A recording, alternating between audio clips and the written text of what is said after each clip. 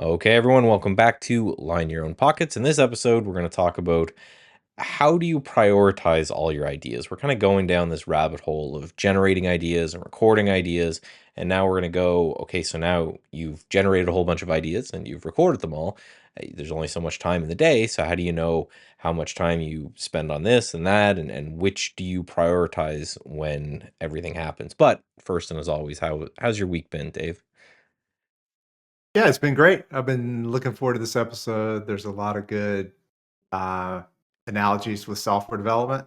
So, as a developer myself, it's something I think about a lot, and I think we'll have some good stuff to talk about. Absolutely. And you've been mentioning to me that you've been getting some feedback on your end, and I've been getting some feedback on my end, and it looks like you guys are liking the podcast, and I'm certainly enjoying doing it. So we appreciate that. We appreciate all the kind words. You come up with one of these things, you think you're gonna shout into the void for a while, and so it's great when someone shouts back and says keep going. So I love that. Yeah, for sure. All right, so we're going to talk. So again, we went over in the prior ones. We went, this is how we generate ideas, and right, this is how we record them. But now, when you have a list of ideas and you're going through that process, what do you do to prioritize them? And I'm excited for this one because I think our priorities here are going to split a little bit. Because Dave, you're more of a shorter term day trader, and I'm more of a longer term swing trader type investor. So I'll be interested to see where the overlap is, and I'll be interested to see where the difference is. So, what do you do when you have a little bit of time in your day and you've got that list of things that you want to work on? How are you sorting that out? I think I think a good analogy here is something from software development. So, I've been the CTO of Trade Ideas. It's very similar to software development in which you have a large backlog of stuff that you want to get done, but you only have a certain amount of resources to do it. So there's only a certain number of developers you have access to. There's only a certain number of hours in the day. How do you decide what to work on? And it's a very similar process. You're going to have a bunch of trading ideas that you could work on.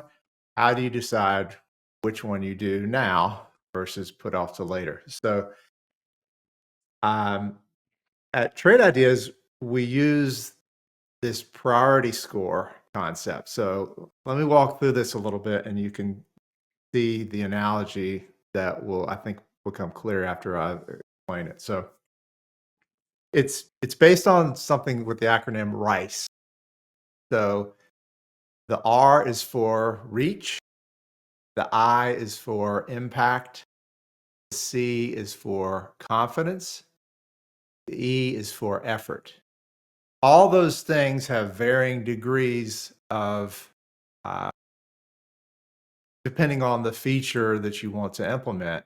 So let's say you have a feature, let's say you got several features. Some of them are going to have a certain amount of reach. They're going to affect a certain amount of users that might want to come use the product. Uh, Eyes for impact. Each of those features potentially has a much different impact. C is for confidence. How confident are you that when you get this feature done, that it's going to have the effect that you expect it to? And then E, effort. That's probably the most important one. How much effort is it going to take to implement this feature?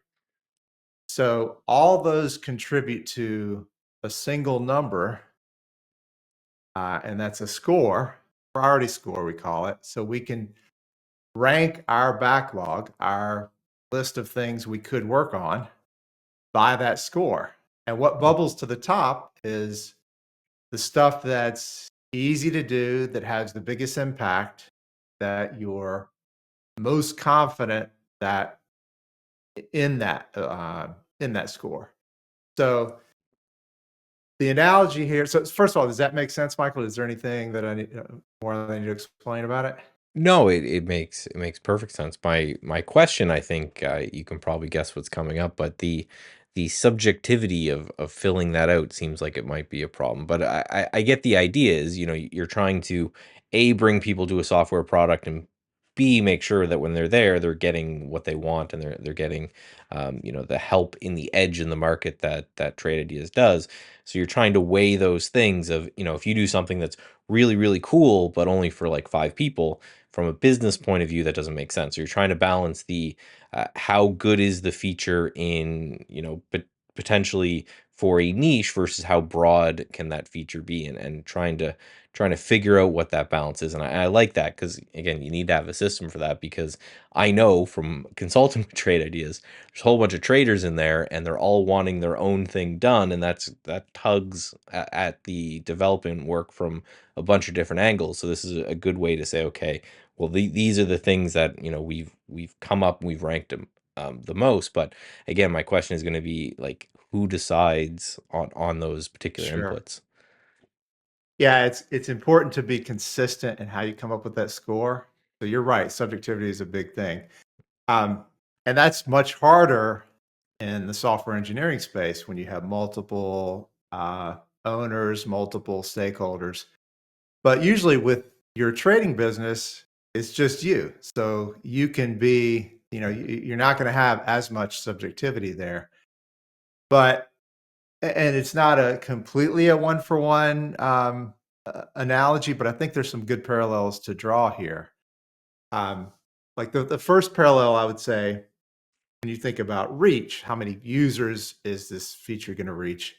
The way I would think about this in my trading work is how many strategies is this going to affect? Like, does this have the potential to improve several strategies? Does it have the potential to improve just one strategy? Is this a new strategy that I'm coming up with that doesn't affect existing strategies that I have? Those are all important things to think about. Um, so I would prioritize ones that would affect the biggest portion of my existing trading. Um, the other thing to think about here is it's more important and valuable usually to improve an existing strategy versus create a new one from scratch. So if that's the decision you're making between two ideas you have, you should improve the existing strategy that you already have, you know, trading live and it's producing for you. That's going to be a much easier way to improve things rather than coming up with a new one from scratch, because there's a long lifetime of from the initial idea of a completely new idea all the way to getting it trading live where it's producing profits for you. That's a long way. And typically, an existing idea is more quickly improved than a completely brand new one. Do you find that to be the case? Does that make sense? It does, but this is where, and there's going to be a couple of these, and I'm excited for them. This is where it's going to differ a little bit, because a lot of your strategies are going to be run regardless of market condition, because you're day trading in nature. So, if so, assuming somebody has a complete set of strategies, I'll say, I 100% agree. But for someone like myself who runs different strategies at different times based off different regime filters or market conditions, sometimes padding up the missing bits can be more important. So, for example, I have a trend following system, a long only trend following system, and I find that works best when the market's trending, when we're in a bull market, and I have a simple regime filter of the market being over a certain moving average as an on-off switch. So if I was somebody who, for example, that was my only strategy, as opposed to beating my head against the wall to make that strategy better, I just know that if it's a 2000 or 2008 or even 2022, 2023, I'm you're not gonna make a long only trend following strategy good. So you'd be better in that case, taking those empty bits where the strategy's in cash, and then building another strategy with it, right? So I could see the kind of divergence there lie. But if I'm day trading and I'm running all of these strategies all the time anyway, then I 100% agree that if you have an idea, to create a new strategy, then I would take some of that idea and see if you can apply it to what you have existing first. Because you're right, small tweaks require much less work when it comes to forward testing and paper trading and before implementing live. It's, I guess, the advantage of one of the advantages of day trading versus swing trading is the frequency that you get data is way more than I would, right? So I spend a lot of my time looking and saying, all of my systems are in cache during crashes, right? The VIX spikes a certain amount, all my systems go into cache. So my time might be spent, okay, well, what strategy can I employ on, VIX spike type of environments, that type of thing. Yeah, so in general, I agree, but I think we're sort of saying the same thing here because I would I would prioritize working on strategies that trade frequently, no matter what frequently means to you or me. Hmm. The more frequent something is trading, the more opportunity you have to improve it. So if you got something that's trading 10 times a day versus something that's trading 10 times a year, you're going to have a much better ROI improving the strategy that trades 10 times a day. And, Yes. and maybe that frequency is different for you, but that's how I would think about prioritizing which one to work on right now. There's and then also, I guess, for the longer term nerds like myself out there, one thing that I do when I'm prioritizing strategies, I look for gaps in my buying power, right? So, like I kind of mentioned there. But one thing that I'm exploring now, which I haven't done for a long time, is getting further back into day trading. And the way that I'm looking at that is that there are avenues, prop firms, and even margin on accounts that I'm currently not using that could benefit from a day trading type strategy, right? So I could have my investment stuff running, and maybe that's running on cash, and then all of a sudden during the day I enter margin and then I exit it by the end of the day. That could be another, that's for me, I guess, just an example I'm doing right now, where that's where my focus is. Yeah, well, I think efficient use of buying power is really important, and it's something that people don't talk about a lot and don't think about a lot. Um, some of the traders that work with me, um, sometimes they'll say, "Oh, Dave, I've run out of buying power. What do I do?" And my eyes light up because that's an awesome problem to have. You know, you got confidence in your strategies enough to run out of buying power, and the optimizing usage of buying power is a fun problem to solve and way easier and uh, more productive than coming up with strategies initially. So it's a really fun problem to solve, and I like. Yeah, there's a lot you can do there. And maybe that's an idea for a future. It's funny, I keep writing down ideas for future because they're really just things that I want to ask you, but I'm like, we should just do it on the pod. But I think that's another avenue to go down is, um, that use of buying power, I think could be a whole other episode because I see that a lot where people will, maybe they'll have multiple strategies and they go, well, which one do I run? I only have so much money. You'll see uh, instances in which there's opportunity cost to certain strategies. I'm running strategy X and that's making me 20% a year, but then I develop strategy Y and that looks like it's going to make me 30% a year, right? Do I abandon this or and trade this, or do I combine the two? Or, what do I end up doing, and what is each individual strategy, what does that entail? That's something that I think is a good, again, it's a good problem to have. It's way more annoying if you're just sitting in cash for long periods of time because, right, cash is yielding you, well, more now than it's have in my lifetime, I think personally, but still not very much. So yeah, having that problem, I think it's a good problem to have, but it's a problem nonetheless. Yeah, I'm sure there's at least an entire episode, probably more. We could talk about buying power, and I'm sure we will.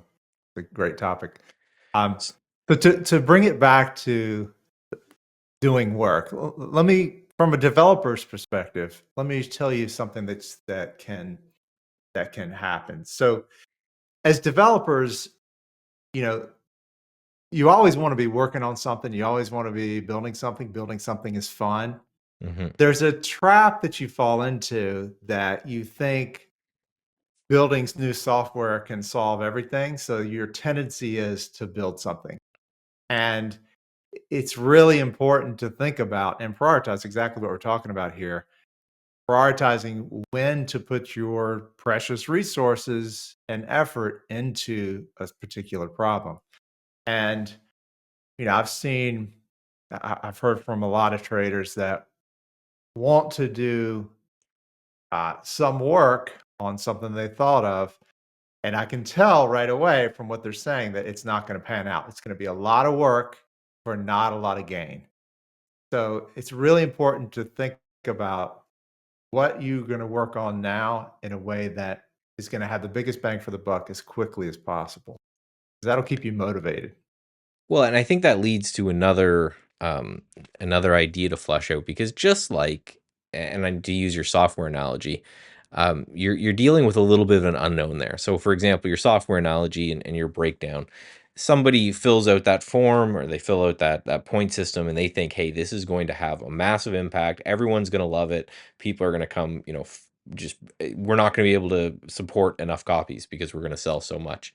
Uh, Yeah. but you don't know, right? You're guessing to some degree. And it's the same idea with building strategies where, in my opinion, if you're doing it correctly, you're following in some respects like a scientific method where you have a hypothesis. I think that mean reversion with this indicator is going to be a good thing. And you run your tests, and then you're trying very hard to prove that it's not going to work. Eventually, it's not going to work. So, I guess when you're prioritizing what it is that you're going to work on next, and you're saying the best bang for your buck, well, you don't know. It could be what you rank as your worst idea that ends up being your most profitable, and what your best idea. So how do you deal with that uncertainty? For me, I'm still struggling with that, and kind of what I do is I make the idea as broad as possible and I test the absolute broadest version of the idea. And if that works in even some degree, then I know it's a road to go down. And if it completely falls apart, the equity curve is just, looks like AMC stock or something. It's crashing all the time. Then I'm not interested in it. So again, how do you know when you're onto something that that's the thing that I should be pursuing and prioritizing versus what you think might be a good thing? Yeah. That decision becomes easier and easier the more experience you get. Um, I love what you just said about you've got this idea. You're not really sure, but you did this relatively quick, simple thing to Mhm. test out the broad theory. So with that step, you did something that was relatively low effort, but you gained a lot of confidence knowing that, okay, now I feel a lot better about devoting my resources to that particular idea because I did this thing that was less effort to sort of prove it out. I think that's really important, and that's why there's, all four of those things that we mentioned before: reach, impact, confidence, and effort contribute to the score. If there's, something that where you think it's going to be uh, a high impact and you think it's going to be a low effort, but you're not really confident about it, that score is going to be lower because of that. So gauging that is important also.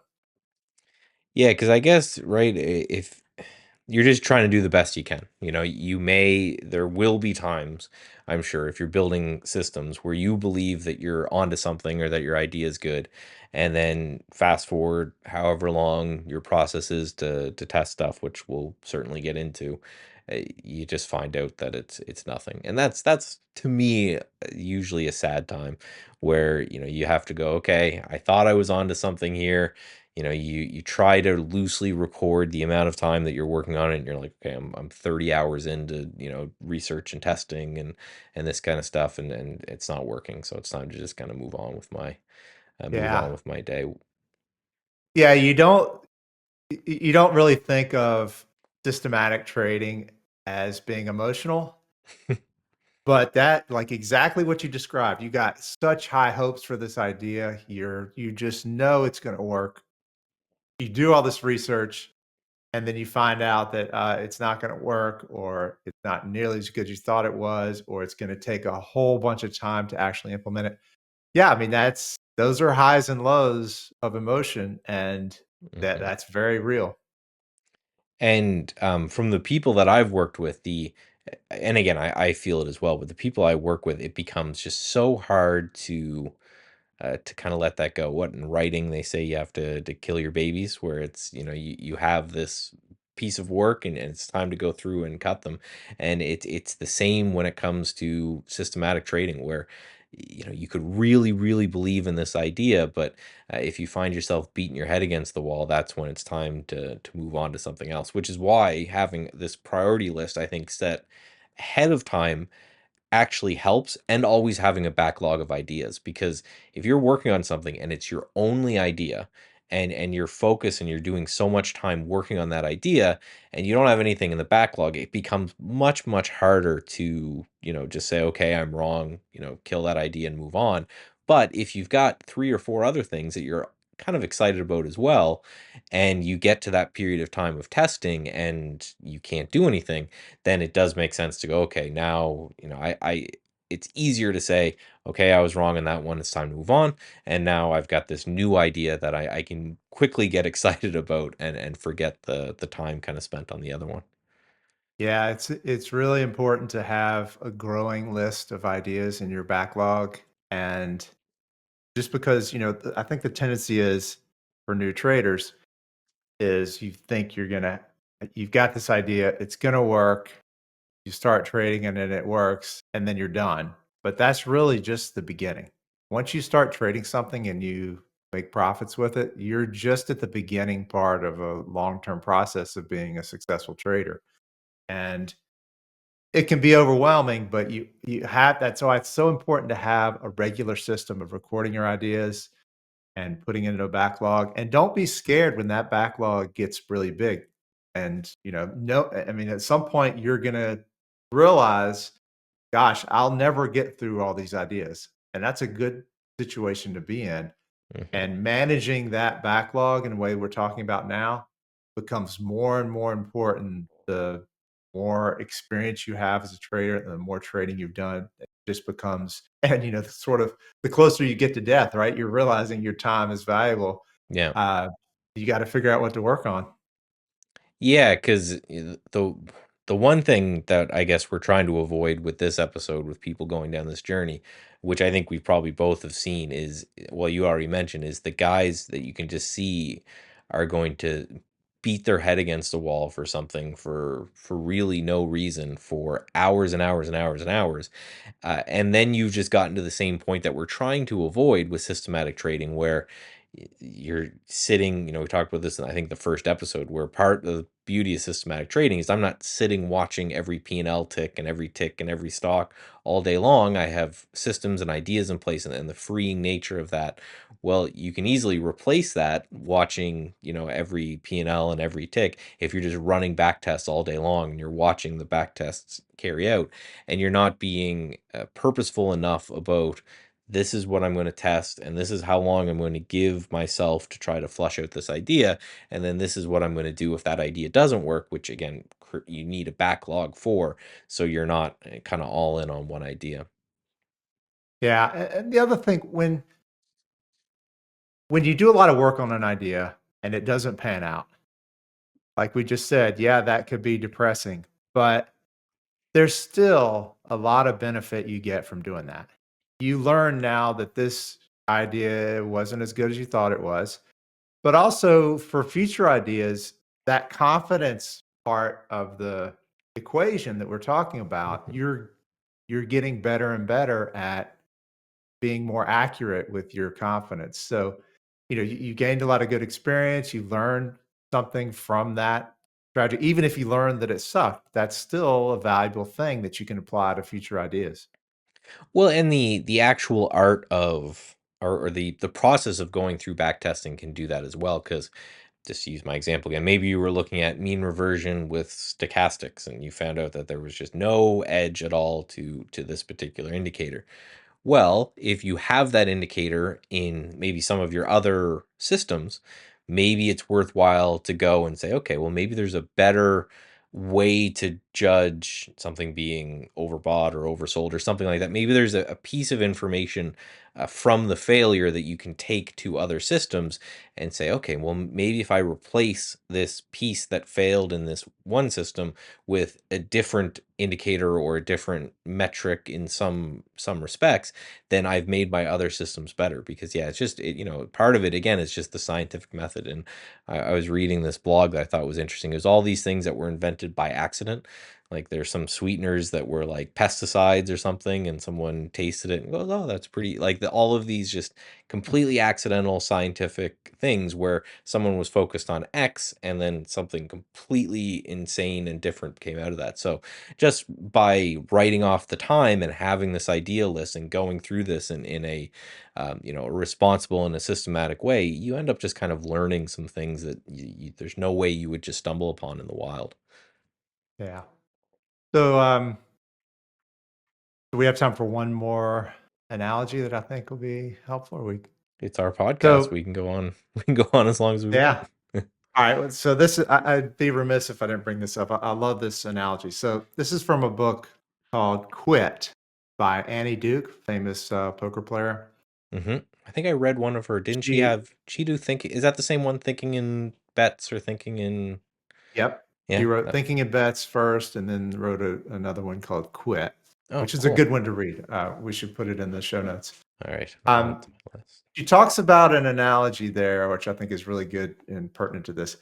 So she interviewed um, the person at Google that is responsible for their moonshots projects. Mm-hmm. So these are, really big out there projects that have a low uh, expectation of success, but if they do hit, they're going to be huge ideas. So in her interview with him, he mentioned this analogy called the monkey and the pedestal.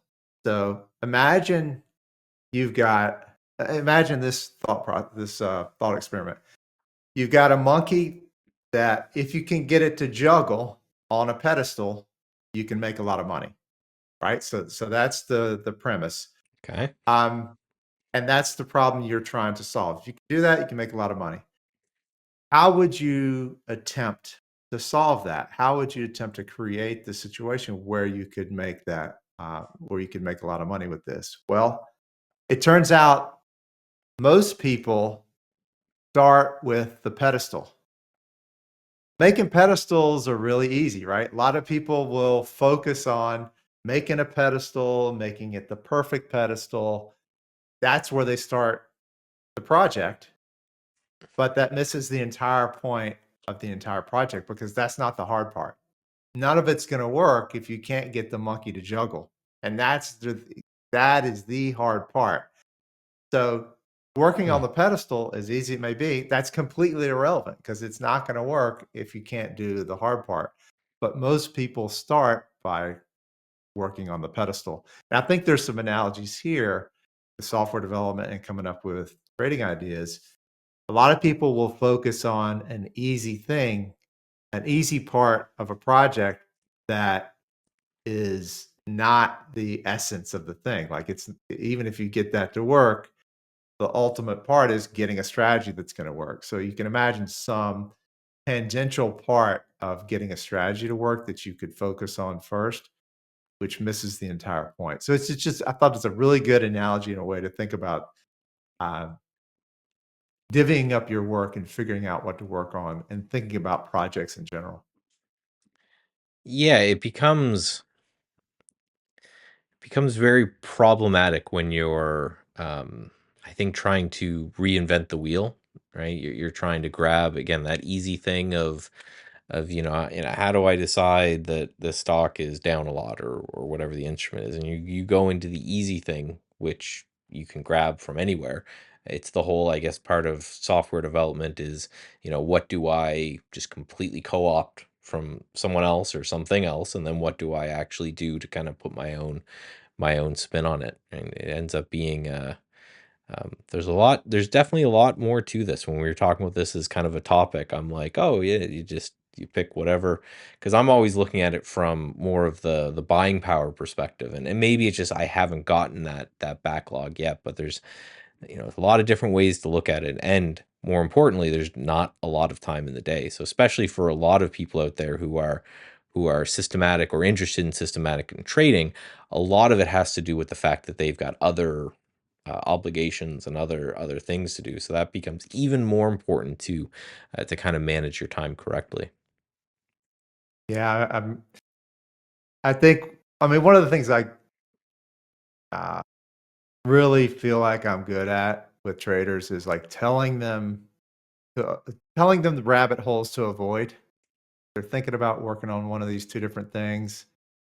I can easily tell that one of them is going to be better. So saving them a whole bunch of effort and time is just, I love doing that. So Well, it's part of the problem with the markets too, is not only is there a near infinite amount of possibilities and combinations and permutations you can do about just about anything, is that is only ever going to continue to grow as we every day print more data, and we have more instruments that are opening up for people to trade. There's right, different asset classes, and with crypto now, there's just completely different things that just never existed before. So having that skill, I think, is really, really important. Like it's one of those that kind of when the internet came out, the skill went less from knowing a thing and more about being able to find the correct thing, because pretty much everything exists out there. And it's the same kind of thing that we're hinting at now, is that you could test anything, right? You could test phases of the moon. There's people out there that use, sacred numerology or whatever with their trading, whatever it is. You can test it. The question that you should always be asking yourself is this the best use of my time and energy? And is this the thing that I should really be focused on and really be testing? yeah, you get better at it over time. It can be overwhelming in the beginning figuring out what to work on, but it's a skill that you never master. You're always getting better at it, and yeah, it's the longer you trade, the more you realize how important it is. And for people, I think this is the crux of it for a lot of people. A lot of people like myself, and I probably you included, you enjoy the process. You enjoy the process of running a back test and looking at the numbers and the output of it, and then tweaking the system, and then running another back test, and doing these things. So you almost have to stop yourself, and it becomes stopping yourself doing something that you enjoy, to make sure that you're focusing on something else. So like a cooking example would be, I really like the eating part. I don't like the cooking part, but if I'm going to be a good cook, I need to spend most of my time focusing on the thing that I might not enjoy as much as, the end result and the end product. For sure. Yeah, you have to be an optimist because you're going to run into these. You're going to do some work on your ideas. A lot of them aren't going to pan out, Hmm. and like we are talking about how that emotional low. You have to see the silver lining in those situations and just be constantly optimistic. Awesome. Well, listen, I think we could go on forever about this. And again, each one of these, I enjoy more, and each one of these I think are getting better. And again, we're only getting started. We've got a whole bunch of stuff already to talk about, and I'm sure as we go on, just more and more things will open up. I have a couple notes here already, for stuff that we're going to chat about. So, listen, thank you everyone for coming by. We do like the feedback. I personally like the feedback. I like when someone got a couple emails. Hey, I really like this. It's great. So I appreciate everyone for coming by, and stay tuned to wherever you're seeing this to the same time and place next week. And I'll talk to you guys then. Talk to you next week.